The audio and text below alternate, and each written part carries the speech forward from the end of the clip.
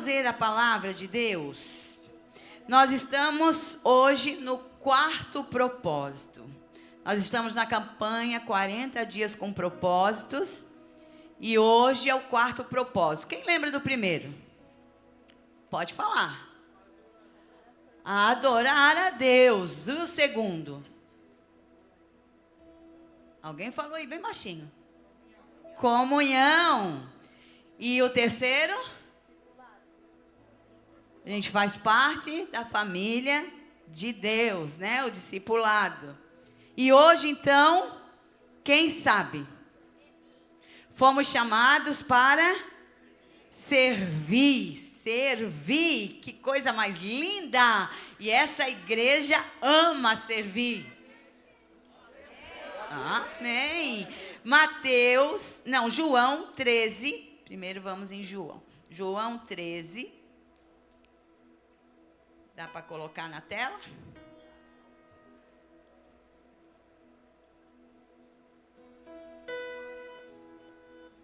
Vamos ler juntos, de 1 ao 5? Vamos ficar de pé para ler a palavra, amada igreja. Ora, antes da festa da Páscoa, sabendo Jesus que era chegada a sua hora de passar deste mundo para o Pai, tendo amado os seus que estavam no mundo, amou-os até ao fim.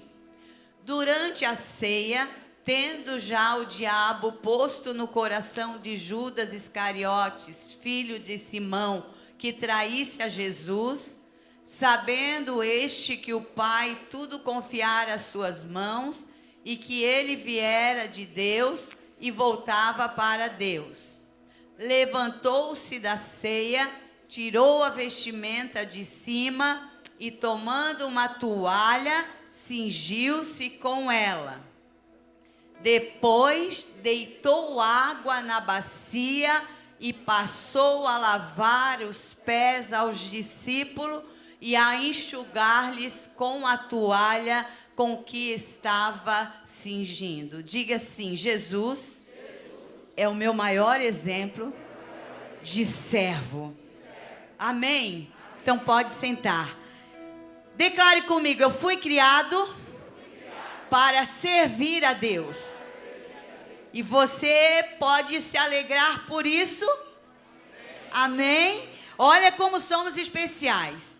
Na medida que nós vamos aprendendo sobre os propósitos de Deus na nossa vida, nós vamos, claro, colocando em prática. Não adianta nós aprendermos sobre os propósitos tremendos de Deus para a nossa vida e não colocarmos em prática. Essa igreja está praticando os propósitos de Deus na sua vida? Não é Deus quem deve se ajustar à nossa agenda. Mas sim, o que tem que acontecer? Nós devemos nos ajustar à agenda do nosso Pai, à agenda do céu. Se na sua agenda, igreja amada, não tem tempo para cultuar a Deus, para ler a palavra, para cultivar uma vida de oração, para estar inserido a um ministério, e quando eu digo ministério, a um serviço da igreja da qual você faz parte, você precisa parar para dar uma reavaliada na sua vida, enquanto um membro do corpo de Cristo, porque isso está dizendo que a sua agenda não está conectada com a agenda do céu.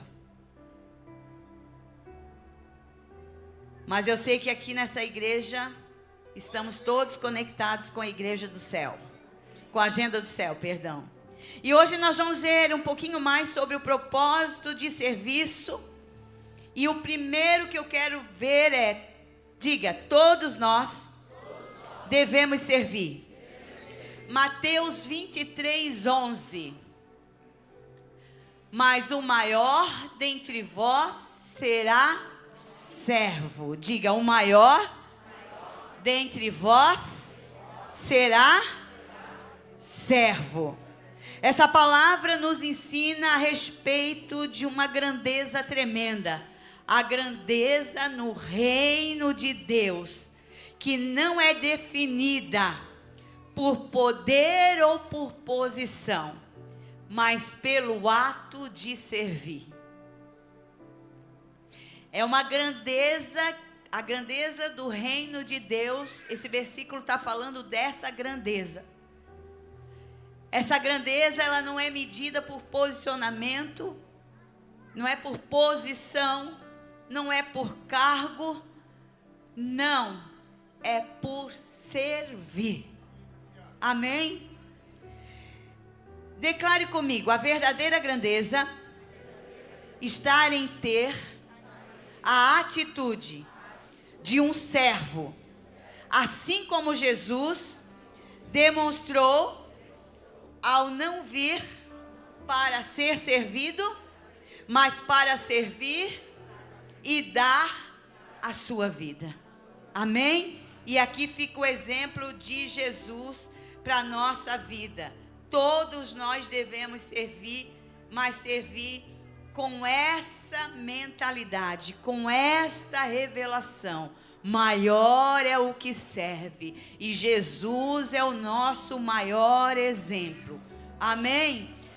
Outro ponto, diga comigo, seremos honrados ao servirmos. Olha que tremendo! Ao servir, Deus nos honra. E tem um versículo que mostra muito bem isso. João 12, 26. João 12, 26 diz: se alguém me serve, siga-me. Vamos ler comigo. Se alguém me serve, siga-me.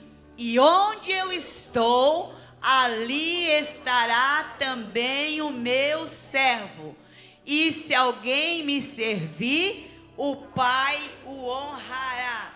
A primeira parte desse versículo, ela está conectada, servir a Jesus com a necessidade de segui-lo.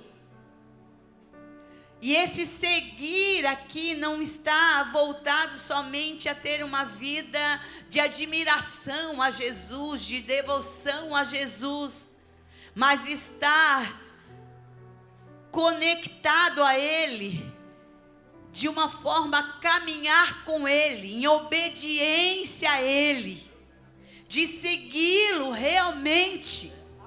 Porque se um dia eu o aceitei como Senhor e Salvador da minha vida, se alguém me serve, siga-me, esteja comigo, caminhe comigo, se aproxime de mim, me obedeça, siga os princípios da minha palavra. E tem uma segunda parte: e onde eu estou, ali estará também o meu servo. Isso está falando da presença dele. Aquele que serve tem a presença dele. Tem a presença dele. Onde você vai, a presença dele vai com você. Amada igreja, Jesus assegura que onde ele estiver, o servo também estará. Isso significa uma união profunda e uma participação da sua presença na nossa vida. Se você decidir servir ao Senhor, entregar a sua vida completamente ao serviço do reino de Deus, o Pai te honrará. Então tem honras do Senhor, tem honras do céu chegando para a tua vida, porque aqui tem muitos líderes de encontro de casais com Cristo. Aqui tem pessoas que têm se levantado para assumir a diaconia da igreja. Isso é serviço. Tem pessoas que têm se levantado para servir na intercessão. Tem um povo que se reúne para interceder por mim e por você, que a gente nem vê.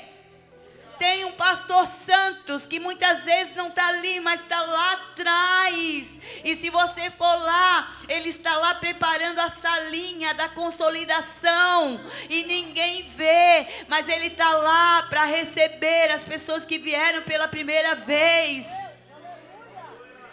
Olha aqui, quantas pessoas servindo a Deus no louvor, e às vezes já vieram de manhã, ou se não vieram, já veio, perdão, vão ficar para o segundo culto. As meninas vêm várias vezes,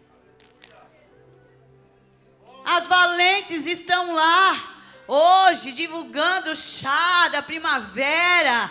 Já veio uma turma no culto da manhã, agora tem mais uma equipe nesse culto, daqui a pouco tem outra equipe no outro culto. Deus tem honras para você, igreja amada, porque você está entendendo a grandeza do reino de Deus, que é servir a Deus como membro desse corpo. Então hoje é dia de declarar. Então abre bem essa boca linda que Deus te deu, ergue essa voz e declare comigo assim: a promessa central é que ao servir a Jesus, o Pai me honrará. Essa honra não é uma recompensa terrena, mas é uma aprovação divina e uma recompensa eterna. Talvez você não vai usufruir dessa recompensa aqui. Tem recompensa aqui, mas a recompensa maior será na eternidade. Lá não vai ter choro, lá não vai ter ranger de dentes, lá não vai ter dor. Então, enquanto você não chega lá e eu, vamos arregaçar as nossas mangas, vamos caminhar, vamos dar as nossas mãos, vamos se unir, vamos cultuar a Deus e vamos dizer: eu não vou lá mais só para ficar sentado, eu vou um culto, eu vou ouvir, o outro eu vou chegar para os pastores, vou dizer: eu quero servir, dá um jeito aí, onde é que eu me encaixo? Amém? Servir é tão bom.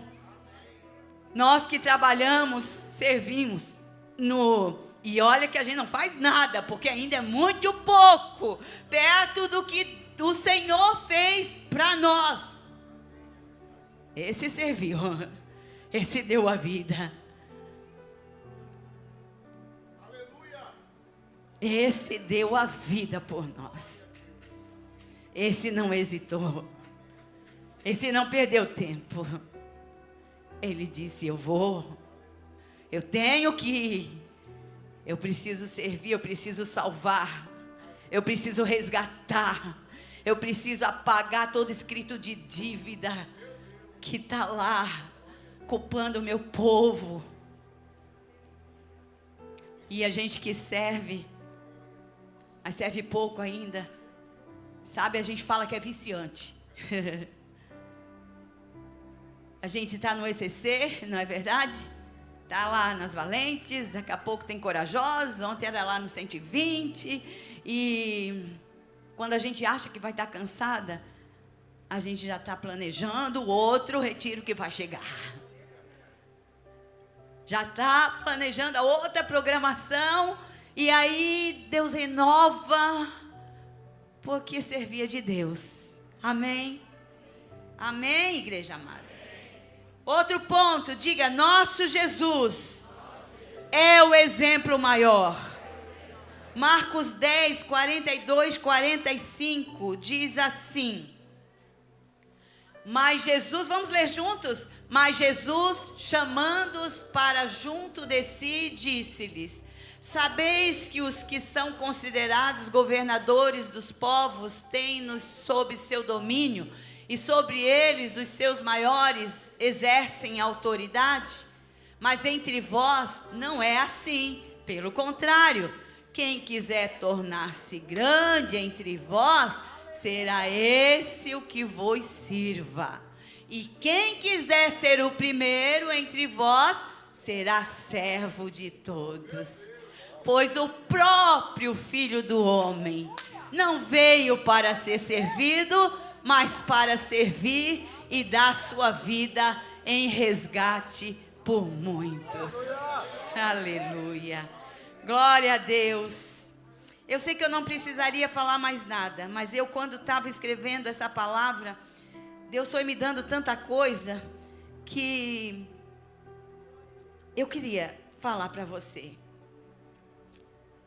Diga novamente: Jesus é o meu maior exemplo em matéria de servir. Amém? Ele é o seu maior exemplo. Diga: a verdadeira grandeza está em ter a atitude de um servo, assim como Jesus demonstrou a não vir para ser servido, mas para servir e dar a sua vida. Diga: servir é a verdadeira grandeza. Servir é uma verdadeira grandeza. Ao contrário da ideia de que ser maior significa ter mais autoridade ou ser servido, Jesus inverte essa lógica. Ele afirma que o maior entre os seus seguidores deve ser o que serve aos outros. Amém? Veja o próprio exemplo de Jesus, que lavou os pés, o primeiro texto que a gente leu, dos seus discípulos, como um ato de humildade e serviço, mostrando que a liderança se manifesta através do serviço e não do domínio. Jesus fez isso. Ele foi lá e lavou os pés dos próprios discípulos. Amém? Jesus é o nosso maior exemplo. Diga: somos chamados para servir. Romanos 12:10 diz: amai-vos cordialmente uns aos outros com amor fraternal, preferindo-vos em honra uns aos outros. Amém? A minha versão diz: dedique-se uns aos outros com amor. Dediquem-se uns aos outros. Prefiram dar honra aos outros mais do que a si próprio. Amém? Somos chamados para servir desta forma. A ordem é servir a Deus. E Jesus foi categórico. E isso aqui está no livro. Vocês vão ler, se já não ouviram o áudio de hoje.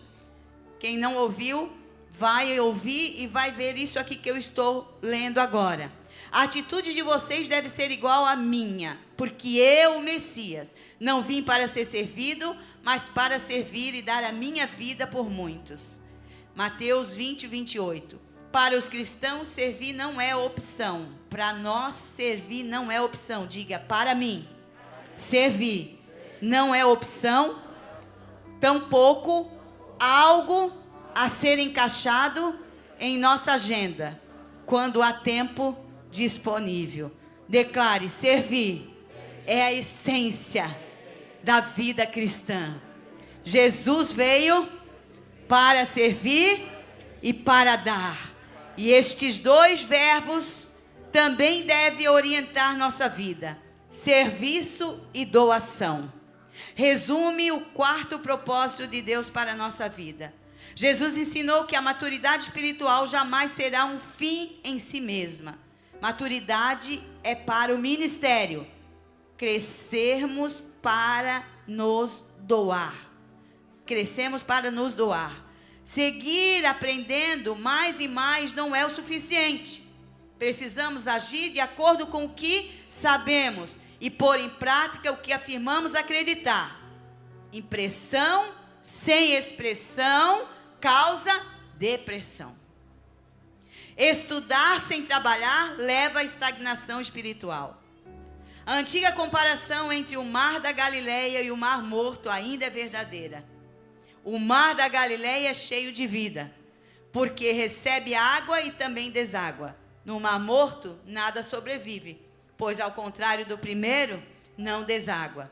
Servir é contrário à nossa inclinação natural. Na maior parte do tempo, estamos mais interessados em ser servidos que em servir. Não é verdade?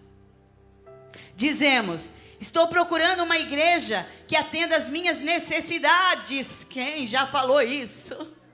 Quem já ouviu isso? Estou procurando uma igreja que atenda às minhas necessidades e me abençoe. Em vez de, estou procurando um lugar onde eu possa servir e ser uma bênção. Vamos mudar o nosso vocabulário, igreja amada. Vamos dizer: eu estou numa igreja e nesta igreja eu estou ali para ser uma bênção, para ser um abençoador, para ser uma abençoadora, para colocar a mão no arado. Esperamos sempre que os outros nos sirvam, não o contrário. Mas à medida que amadurecemos em Cristo, o foco de nossa vida é mudado progressivamente para o serviço ao próximo. Graças a Deus que em Cristo Deus vai transformando a nossa vida, e nós vamos vendo, e nós vamos aprendendo o quanto é grandeza colocar a mão no arado, pensar mais nos outros do que em si próprio, se preocupar mais com o próximo do que a si próprio. Isso é uma grandeza, e isso vem do exemplo do nosso Pai, do nosso Deus, porque um verdadeiro discípulo maduro do Senhor Jesus, ele pergunta: quem irá prover minhas necessidades? E começa a perguntar: de quem irei suprir as necessidades? Ele para de perguntar quem irá prover minhas necessidades e ele passa a perguntar: de quem irei suprir as necessidades? Um discípulo hoje que já entende o reino de Deus, que lê a palavra, que segue o exemplo de Cristo, ele vai perguntar: tem alguém aí que eu possa suprir a necessidade? Ele não está preocupado com o próprio umbigo. Amém? Outro ponto para a gente encerrar: devemos exercer nossos dons e recursos que Deus depositou em nós. Cada um administre, isso está lá em 1 Pedro 4,10, cada um administre aos outros o dom como recebeu, como bons mordomos da multiforme graça de Deus. Devemos usar e desenvolver os dons e recursos que Deus nos deu para o seu propósito, que inclui servir aos outros, glorificar a Deus e edificar a igreja. Não guarde os dons que Deus te deu. Não guarde os recursos que Deus te deu. Não retenha os recursos que Deus te deu. Os dons espirituais que Deus te deu são para servir, são para ser usados para a salvação de vidas, para ministrar a palavra, para você ser usado com o dom de misericórdia, para você ser usado com a graça de levar suprimento a quem precisa. Não enterre os dons que Deus tem te entregado. Nunca diga: eu não vou servir porque eu não sei fazer nada. Nunca diga: ah, não, isso é só lá para a Linda. Não, a Linda sabe, eu não posso.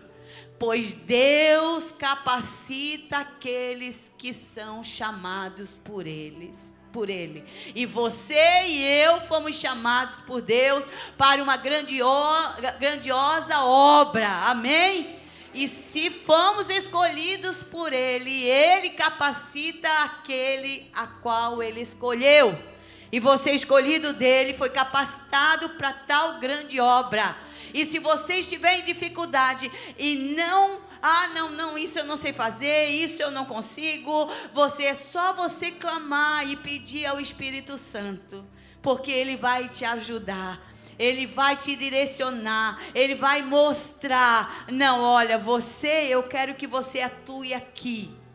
Aí você tem medo, aí você é tímido, aí você tem vergonha, aí você vai novamente para Ele, conversa com Ele, porque a Bíblia também diz que o perfeito amor que é Jesus, Ele lança fora todo medo, Ele lança fora toda timidez. É só você abrir o teu coração para Ele e dizer: Deus, eu quero te servir, me dá a graça de saber onde o Senhor quer me usar. Amém? O último ponto para a gente, é o último mesmo, tá? O exercício, estou rápida hoje. O exercício do serviço nos livra de pecar pelo egoísmo e glória humana. Seja a atitude de vocês a mesma de Cristo Jesus, que embora sendo Deus, não considerou que o ser igual a Deus era algo que deveria apegar-se, mas esvaziou-se a si mesmo, vindo a ser servo, tornando-se semelhante aos homens. Diga assim: Jesus renunciou voluntariamente aos seus privilégios celestiais, não porque deixou de ser Deus. Diga: não porque deixou de ser Deus, mas para se tornar servo e agir em obediência ao Pai. Isso nos desafia a não nos apegarmos aos nossos direitos, mas a buscar o bem dos outros. Se esvazie, amada igreja, porque aquele que se esvazia, aquele que entrega o eu a Jesus, aquele que carrega um coração de Cristo, um coração humilde,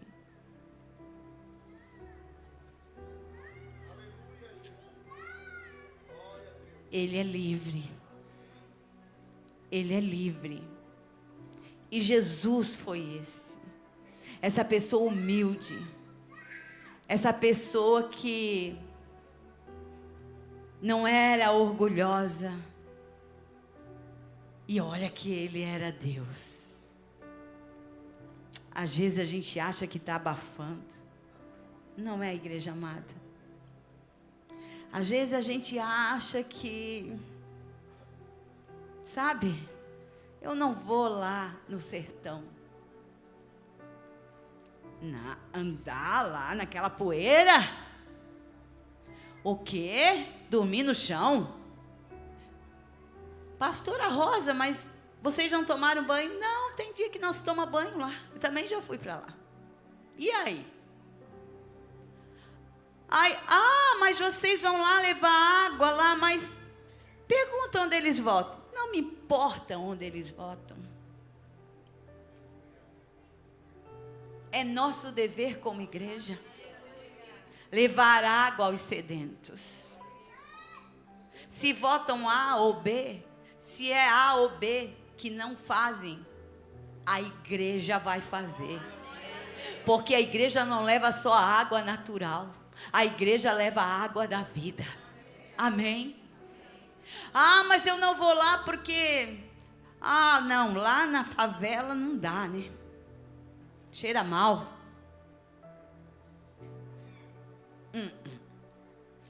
Deus nos chamou para servir, para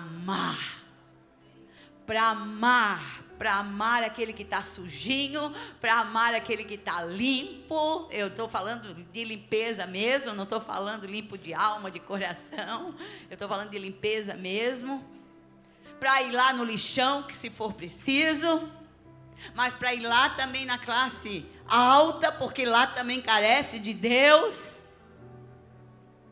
para limpar o lixo lá nos banheiros quando tem os retiros. Pede para Jesus um coração de servo. Pede para Jesus um coração de serva de verdade. Mas pastor, eu já sirvo. Mas perto do que Deus fez por nós. Sabe, amados, Nós vimos aqui, nós somos chamados para servir, nós somos chamados para se esvaziar, para sermos menos orgulhosos. A quem serve, né? É sempre aquele que não está ocupando um cargo de autoridade. Não. Às vezes é aquele que não está nos holofotes. Sabe? Ninguém está vendo. Eu gosto muito de citar o exemplo do pastor Renato. Quem lembra do pastor Renato? Sei que a igreja tem bastante gente nova. O homem que servia. Até os dias de hoje, vocês acreditam? Que chega pessoas para nós e diz: pastor Renato ia na minha casa. Pastor Renato, ele cuidava de mim. Eu e o pastor nem sabíamos. Tinha velório? Ah, mas não era da igreja. Ele estava lá porque ele dizia: lá tem um velório, eu vou lá porque é uma oportunidade de eu falar de Jesus. Ninguém tinha chamado ele para ir lá. Servo. Até os dias de hoje, ele foi e está com Jesus, mas continua a sua história aqui de servo.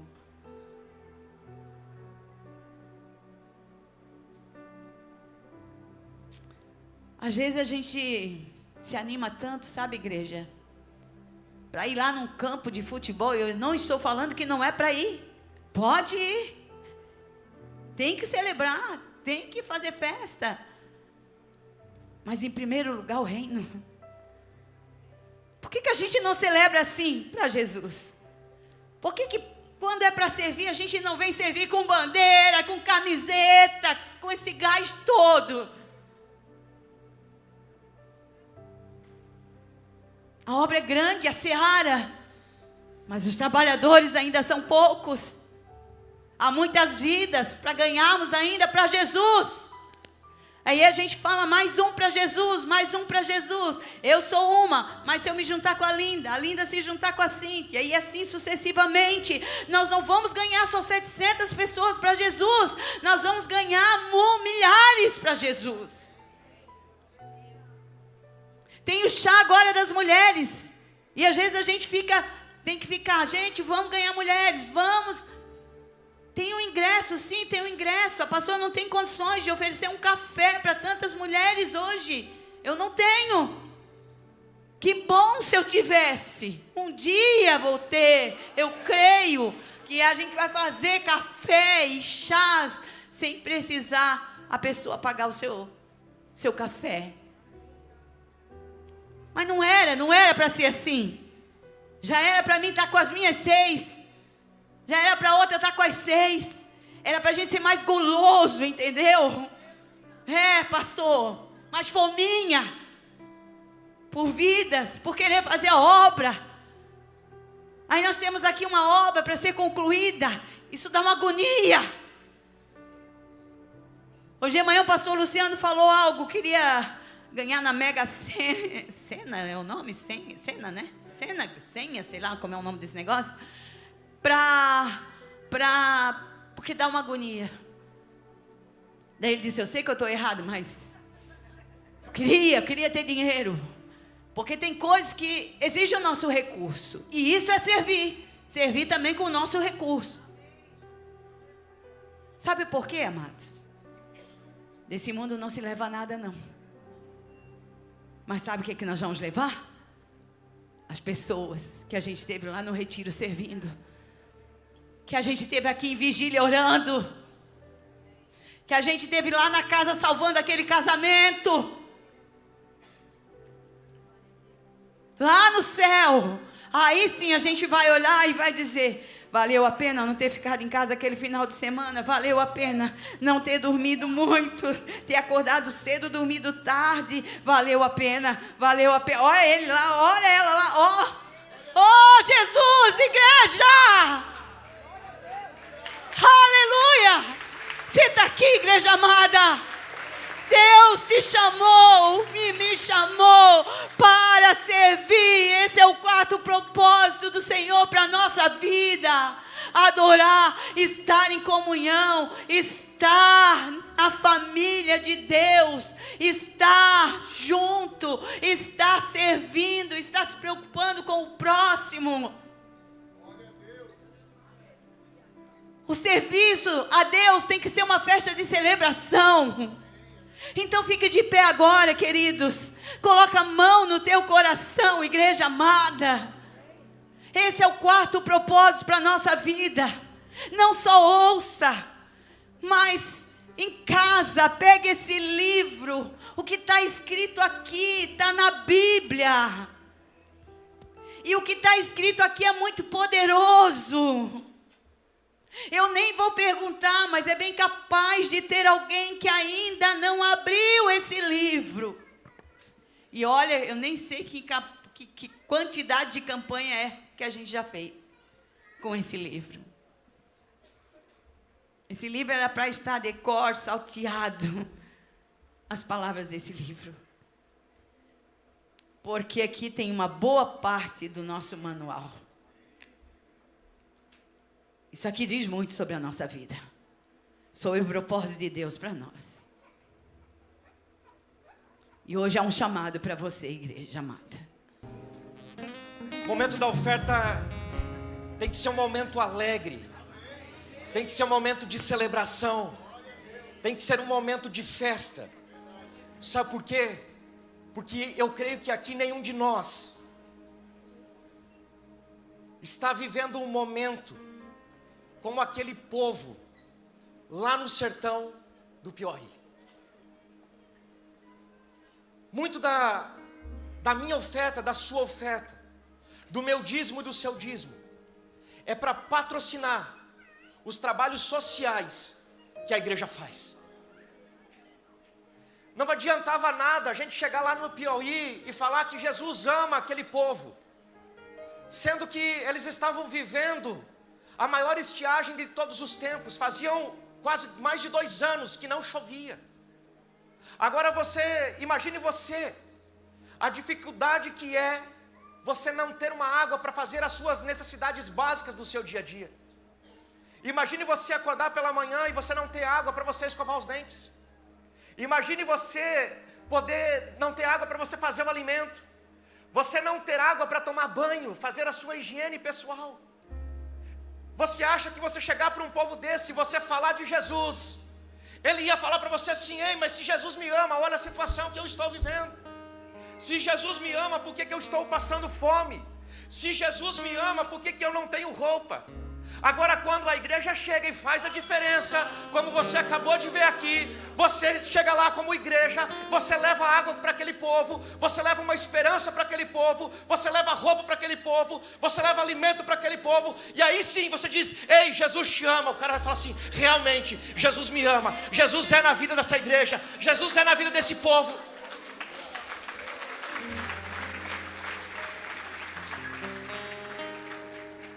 E eu vou pegar o gancho da pastora Rosa, que o Espírito Santo cause uma inquietação santa em você, que você tenha alegria em dizimar, que você tenha alegria em ofertar.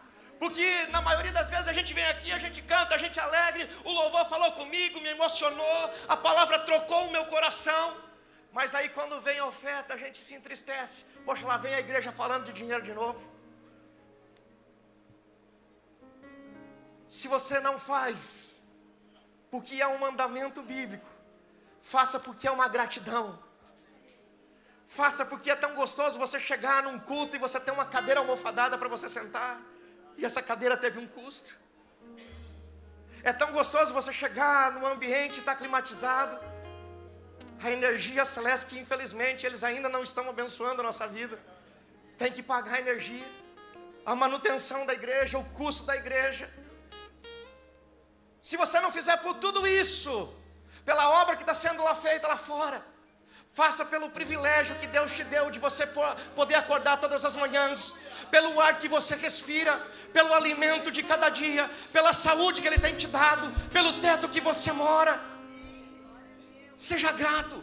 Pastor, você não sabe o deserto que eu estou passando. Ei, no Êxodo capítulo 25 diz que Deus deu uma ordem a Moisés, diga assim: ei, diga ao povo que traga ouro, pedras preciosas, todo tipo, sabe, de coisas para eles construírem o tabernáculo. Sabe onde eles estavam?